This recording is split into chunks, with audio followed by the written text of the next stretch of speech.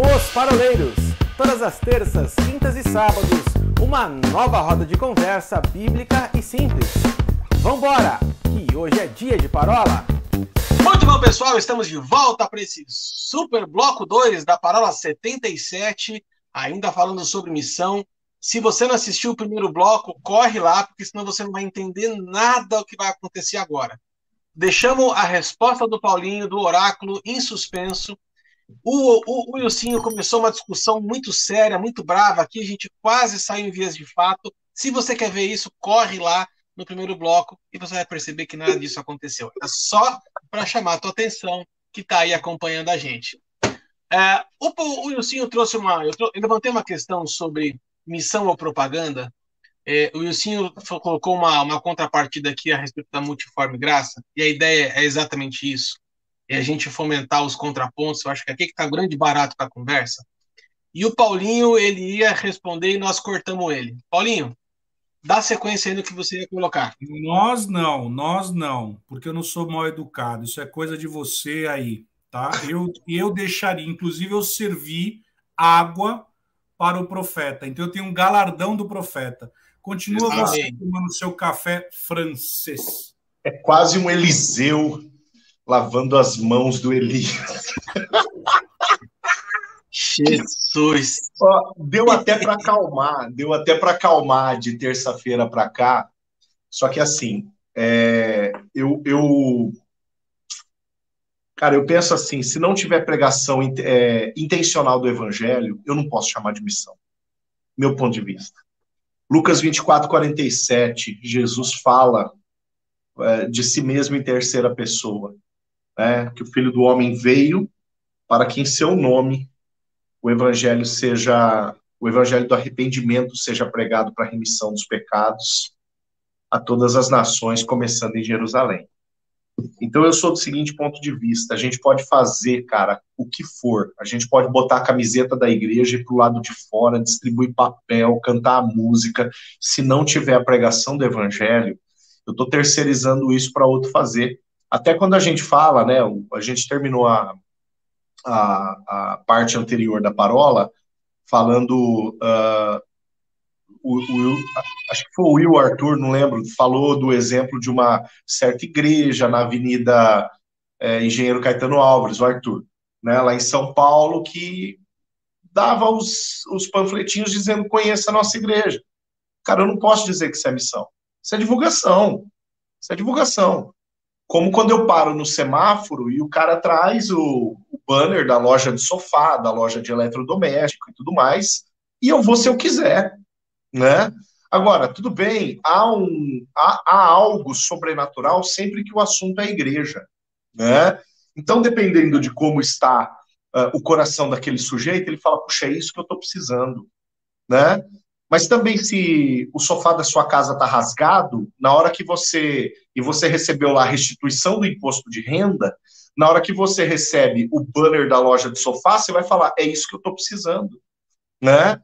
Então, no fundo, aonde está a missão aqui, a partir do momento que o cara recebe uma informação acerca do que ele esteja precisando e ele vai buscar nessa igreja? Cara, a missão não aconteceu. O cara, ele foi para dentro da igreja por conta de uma graça que empurrou ele até lá. Claro, houve uma predisposição no coração de alguém de entregar esse panfleto, mas se não houve pregação do evangelho, essa pregação vai acontecer lá dentro.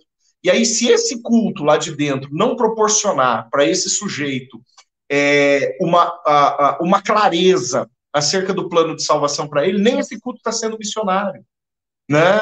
Então, assim, no meu ponto de vista, a missão, ela é passível de...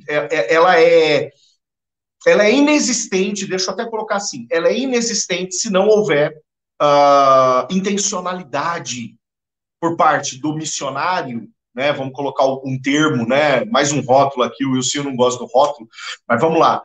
Se não houver intencionalidade por parte do missionário, do voluntário, seja que nome for, cara, para mim tá errado. O cara tá fazendo uma coisa, está usando uma ferramenta, está sendo usado por Deus em uma determinada área, mas não dá para falar: esse cara aqui, ele pregou o evangelho para aquele ali. Não, entregou um papel, cara. Foi a necessidade do sujeito que levou ele para dentro daquela igreja. Foi a necessidade do sujeito que levou ele para aquela célula.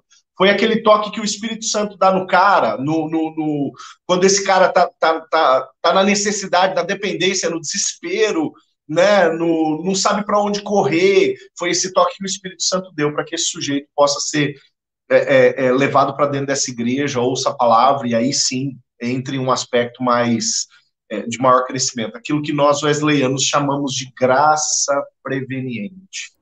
Mas olha só... Você pode... Peraí, Will. Se você quiser saber mais sobre graça preveniente, parola de número 6, a primeira dentro do nosso tema plano de salvação. É com você, mente brilhante. Eu queria fazer um contraponto disso que o Paulinho falou, que eu me lembrei aqui de um missionário uruguaio, que inclusive, se tudo der certo, como o Arthur ele adiantou no primeiro bloco nosso aqui, é o cunhado da pessoa que talvez nós vamos conseguir trazer. Fique ligado.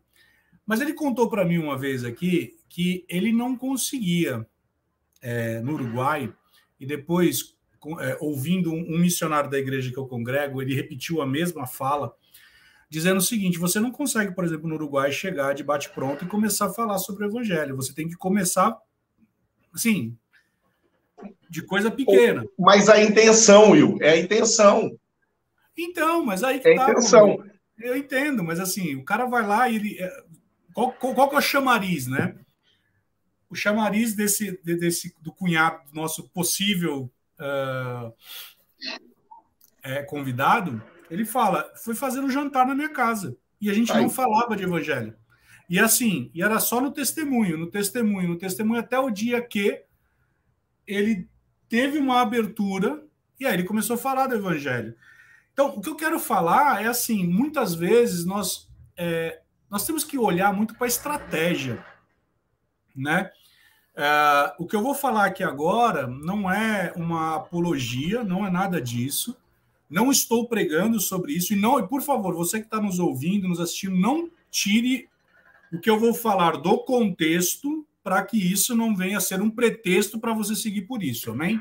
Aquele recorte de vídeo que o cara recorta 20 segundos e manda para o pastor do Wilson. Olha, exatamente, Nós temos um pastor de jovens da nossa igreja e ele é um evangelista. E ele veio dos Estados Unidos. E certa vez ele foi olhar para um rapaz, assim, tá, e o rapaz cheio de tatuagem. E ele, dentro da religiosidade dele, ele chegou e foi falar com o rapaz, tal. E aí o rapaz cheio de tatuagem, ele virou e falou o seguinte: você está me criticando por conta das minhas tatuagens? Ele falou, não estou criticando, tal, com aquela visão toda religiosa. Ele falou, não estou te criticando, mas é que aí pega o texto fora de contexto de Levíticos e tudo mais, tal. E aí ele vira e fala o seguinte: olha, isso daqui é uma forma de eu evangelizar as pessoas segundo a minha tribo. Aí ele olhou e falou, como assim? Ele falou, olha, se você pegar essa tatuagem e começar a seguir aqui, ele começa a contar o plano de salvação através da tatuagem. Deus deu uma estratégia para esse cara. Significa dizer que você vai saindo fazendo tatuagem aí ainda, tirando o texto fora do contexto, dizendo assim, mas Jesus tinha uma tatuagem na coxa dizendo, né? Vamos devagar. Mas olha, o que eu quero dizer é o seguinte: através de um testemunho tão simples, você pode ganhar almas. Então, eu acho que a gente tem que buscar a estratégia do alto. Convenhamos aqui, o Arthur vai lembrar disso. E aí, algo provocativo que eu vou fazer, dando uma cutucada no Arthur. Gente, você que está nos ouvindo, nos assistindo, por Deus, e graças a Deus que Deus tocou no coração do Arthur, os paroleiros era para chamar no caminho. E certeza que no caminho nós não íamos chegar em lugar nenhum. Mas com os paroleiros nós chegamos. Amém? O Arthur não está prestando atenção, que ele está falando do lado ali. Você que está nos assistindo, ouvindo, você não viu isso. Essa malcriação dele. Então, tá mandando zap para mim. Tá mandando zap para mim aqui. E aí, então, beleza? O que você vai fazer depois? Eu sei, certeza. Então, assim, o que eu quero dizer com isso? Veja, nós começamos essa nossa brincadeira aqui, que a gente brinca, se descontrai entre nós aqui e tudo mais, mas é um mecanismo que nós encontramos de uma certa forma, nós pregarmos o evangelho. Falando de brincadeira, falando de coisa séria, falando do Arthur e falando de coisa séria. Então, veja que a nossa ideia aqui é a multiforme graça. Então, você que está nos assistindo, nos ouvindo, Eu quero falar para você o seguinte: saia da caixa da religiosidade, busque estratégias do alto. Eu ouvi certa vez um pastor falando assim que Deus, essa pessoa teve uma visão e ela viu um quarto, e naquele quarto tinha várias coisas penduradas e tudo mais, e essa pessoa pergunta para Deus: Deus, o que é isso? E Deus fala: isso aqui é tudo que eu tenho disponível para os meus filhos. Sabe, Deus deu o poder criativo. Deus, ele pode fazer coisas assim, surpreendentes. Talvez a nossa forma de ministrar aqui a palavra, eu aqui em São Paulo, Paulinho em Presidente Prudente, apesar de ser um pastor dentro da igreja, do seu contexto, o Arthur também dentro do seu contexto e tudo mais, mas isso aqui é uma forma que a gente encontrou de alcançar pessoas em outros lugares. Então, sei lá, eu tenho muito disso, sabe? De nós não ficarmos presos. Se Deus deu essa estratégia, amém, amados, vai, mas tem que ser bíblico. Ó, só fazendo um resumo, o Sim falou bastante, só fazendo um resumo para você que estava esperando aquele momento de cortar os 20 segundos e mandar para o pastor dele. Ele falou que Jesus tinha uma tatuagem, então você pode fazer tatuagem também. No próximo bloco, ele vai falar sobre Jesus ser surfista, tá? Não perca o próximo bloco. Exatamente, andava sobre as águas, desse jeito. Aliás, na parábola passada, ele deu um spoiler quando ele falou assim: me fiz de surfista entre os surfistas. Então, na abertura da parábola lá, você pode acompanhar. Era aquela mensagem subliminar. Mensagem subliminar. Totalmente subliminar. Aliás, para você que está acompanhando a gente somente em vídeo, esse aqui é um momento muito bacana que demonstra a nossa intencionalidade. Veja bem, você que está aí no Spotify, depois você corre lá no YouTube, no Facebook, no Instagram para você olhar. Se você ver a nossa tela, começando pelo nosso oráculo, você vai ver muito cabelo e muita barba. Na tela do meio, você vai ver menos cabelo e menos barba e um óculos. Na terceira tela, você vai encontrar nenhum cabelo, nenhuma barba e um óculos. Isso mostra uma evolução, né? Nós somos tudo junto, misturado, na verdade. Mas isso você vai conseguir ver só assistindo a gente lá no YouTube. Deixa eu dar uma base bíblica, já que o Paulinho tirou o texto do contexto para você, né? Está lá em Apocalipse 19:16, tá? Tem um manto, tem no seu manto e na sua coxa está escrito Rei dos Reis e Senhor dos Senhores, tá bom? Já que então você pode tatuar. quer... E depois pode você tatuar, volta, mas só a coxa. Só pode tatuar a coxa. Isso. E depois... Só a direita. Só.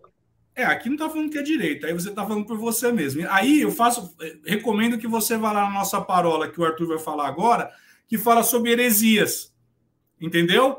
E o Arthur ele vai colocar uma caixinha aqui, que ele sempre promete que ele vai colocar a caixinha e nunca coloca, e você vai lá e assista, entendeu? Sobre heresias. Então, mas é o seguinte, eu falei que é na coxa direita, porque quem é destro, né, faz coisas que o canhoto, por exemplo, não faz. E que isso é um diferencial que tem que ser levado em consideração. Aliás, Paulinho, você sabe o que o destro faz que o canhoto não faz? Escreve com a mão direita, por exemplo. Tá, mas um canhoto pode escrever com a mão direita. Não. Escrever não, ele vai ter garatujas, mas escrever Quando eu quebrei meu braço direito, fiquei 3 meses de gesso, eu tinha que escrever com a mão esquerda. Vamos lá, gente, só para a gente encerrar esse assunto aqui, nós temos mais 5 minutinhos dentro desse bloco. Eu prometi para a gente que no final do outro a gente entrar num assunto agora, da gente não ser simplista de dizer que missão é só aquilo que acontece fora, na rua, né? Isso seria um evangelismo, né? Nós vimos no primeiro bloco, aliás, na primeira parola, que a missão original da igreja é ir, batizar e ensinar a obedecer, né? Então nós temos o ir, o batizar, o ensinar a obedecer. O ensinar, para mim, tem algo que tem muito mais a ver com o que acontece, talvez, dentro da igreja. E aqui eu não vou usar dentro da igreja, que pode acontecer na minha casa, por exemplo, numa estratégia de discipulado. Mas ir buscar as dracmas perdidas dentro da igreja também não é uma missão. Porque se a missão é ir e fazer discípulos, e não só ir e buscar perdidos para um lugar de arrependimento, né, um lugar para dentro da igreja, A missão da igreja nossa também, dentro do nosso contexto, também tem um papel fundamental. Eu lembro muito quando o Paulinho falou comigo lá em 2011, lá naquela noite de quarta-feira em Corumbá, quando ele virou para mim e falou assim: olha, Deus está capacitando para que você equipe os santos, né? Então eu percebo que isso é um trabalho que é feito dentro da igreja de desenvolvimento daqueles que estão chegando, ou muitas vezes buscar aqueles que se perderam dentro de casa. Eu tenho uma vez, aliás, mais de uma vez, eu ministrei isso na minha célula aqui. Existem os 3 tipos de perdidos, né? Tem a ovelha perdida, tem o dracma perdido e tem o filho perdido, né? Enquanto a ovelha perdida o pastor vai buscar e a dracma perdida se perde dentro de casa, você tem que organizar a sua casa, colocar a sua casa em ordem para você poder achar aquele que está perdido lá dentro. O filho que vai, o pai fica esperando no portão, ele não vai buscar. Então, eu tenho visto assim que existem níveis diferentes de preparo e de discipulado e de treinamento de pessoas. Acho que a gente poderia gastar esses últimos 4 ou 5 minutinhos aqui para falar sobre a missão dentro da igreja, ou seja, a missão para aqueles que estão aqui dentro. O que você acha, Paulico? Legal. E tem uma recomendação de leitura que eu posso fazer, inclusive, dentro dessa área, Arthur, principalmente para você que é líder, né? Para você que nos ouve, nos assiste, mas você que, de repente, está aí no barbershop, dando um trato na sua barba, nos ouvindo enquanto recebe uma massagem com um balme umectante para a sua barba, leia o livro A Treliça e a Videira, do Colin Marshall e do Tony Payne. Tem um capítulo que é o capítulo 10. O título desse capítulo é Pessoas que Valem a Pena Observarmos. Cara, esse capítulo falou muito comigo. Porque ele vai deixar muito claro, não somente a perspectiva que precisa ser enfatizada dentro da igreja, de aperfeiçoamento dos santos, mas o quanto nós temos que observar as pessoas para aperfeiçoarmos elas nas suas capacidades corretas, né, nos seus ministérios corretos, né, naquilo que vai fazer com que essas pessoas venham a exercer plenamente a unção para a qual elas foram separadas e levantadas pelo Senhor, né? E por que é importante isso? Cara, quanta gente errada a gente vê em ministério, né? O Wilson tocou agora há pouco, né, que estava conversando com a sogra dele acerca de líderes caindo, né, pastores distantes do propósito. Se a gente mergulhar para dentro da igreja, a gente vai ver que o problema ele vai além do âmbito pastoral, né? A gente vai ver pessoas fazendo coisas importantes por motivações erradas, pessoas fazendo com capricho aquilo que não foram chamadas para fazer, né? A gente tem um problema sério que precisa ser verificado, que precisa ser trabalhado, e esse trabalho de observação, de observarmos as pessoas para que a gente possa investir certo, né, equipar de maneira correta, é um ponto-chave, e que eu até colocaria, Arthur, como um ponto anterior à missão. Porque, olha bem, aliás, eu concordaria com o apóstolo Paulo, né? Porque Paulo, em Efésios 4:12, ele fala, depois de falar dos ministérios, né, dos ofícios ministeriais, no versículo 11, no 12 ele vai falar que esses ofícios existem para o aperfeiçoamento dos santos para a obra do ministério, vírgula, para o crescimento do reino de Deus. Então, primeiro vem o aperfeiçoamento, depois vem o crescimento, né? Então, um passo anterior à missão intencional do lado de fora é o aperfeiçoamento do lado de dentro, né? Uma coisa colabora para com a outra. Uma coisa, a missão, ela não existe, a missão do lado de fora não existe sem um aperfeiçoamento lá dentro, né? E o aperfeiçoamento, tanto quanto a missão, ele precisa ser intencional. E tanto quanto a missão, ele precisa ser norteado pelo ponto essencial de partida. Eu sei o que eu estou fazendo. Ele tem que ser norteado por esse ponto de partida, né? Então, sim, Arthur, a gente está falando de algo extremamente importante, anterior à missão, e que precisa ser executado de uma maneira sábia, correta, né, que venha pressupor o porquê aquilo está sendo feito.